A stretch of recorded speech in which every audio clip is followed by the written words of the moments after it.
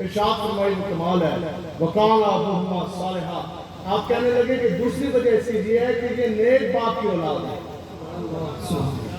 اور مفسرین نے اس آیت مبارکہ کی آگے تفسیر میں یہ جملہ لکھا ہے کہ وہ جو باپ کی اولاد تھے وہ دو بچے جن کا خزانہ حضرت خضر علیہ السلام کے ہاتھ سے رب نے محفوظ فرمایا.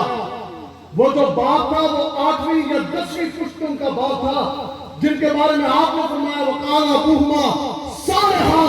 اللہ تبارک و تعالیٰ نیک لوگوں کی اولاد کی خود حفاظت فرماتا ہے, خود نگہبانی فرماتا ہے.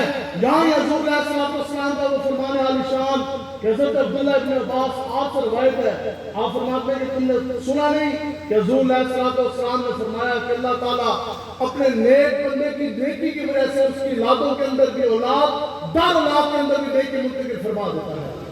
پھر اللہ تعالیٰ اس کی نسل کی اور اس کی ہمسایوں میں اس کی رعایت کرتا ہے اس طرح کہ اس کو ان کے اندر پردہ داری کے ساتھ اور امان کے ساتھ زندگی کا پورا فراہم موقع کرتا ہے. تو جو نیک لوگوں کے بچے ہیں وہ یہ ہمیشہ نیک کام کریں گے. تو یہ یاد رکھیں کہ میرے زندگی کا مقصد تیرے دین کی سرفرازی, میں اس لیے مسلمان, میں اس لیے نمازی ہوں. تو زندگی ایک مرتبہ بالکل اسی طرح جو سے ہے وہ موت بھی ایک مرتبہ.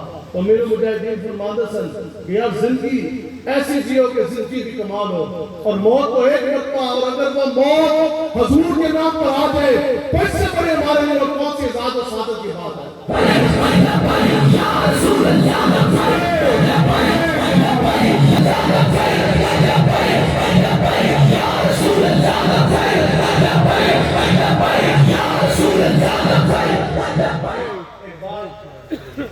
بات آزم یہ کر اٹھیں کہ جن کے والدین ہیں وہ ان کی خوب خدمت کریں, ان سے معافی مانگیں جن کے والدین اس دنیا سے چلے گئے. حضور علیہ السلام نے فرمایا کہ جن کے والدین اس دنیا میں موجود ہیں یا وہ دنیا سے چلے گئے, فوت ہو گئے, حضور نے فرمایا کہ جب تم ان کی مغفرت کے لیے دعا کرو گے نا تو پھر اس انسان کے رزق کے اندر کبھی بھی کمی نہیں آئے گی. اتنا ہو جائے کہ سارا کچھ بن گیا, اتنے بندوں کا کھانا, اہتمام, سارا کچھ. یہ تو حضور کی دعا برکت ہے. حضور نے فرمایا کہ جن کے ماں باپ دنیا میں موجود ہیں یہ دنیا سے فوت ہو کے چلے گئے, حضور نے فرمایا کہ جو شخص اپنے ماں باپ کے لیے دعائیں مفرت کرتا ہے تو پھر کیا ہے, پھر کبھی بھی اس کو دنیا کے اندر کوئی چھوڑ نہیں ہوتی. اس کے رزق کے اندر پھر ایک اور شخص حاضر خدمت ہوا اور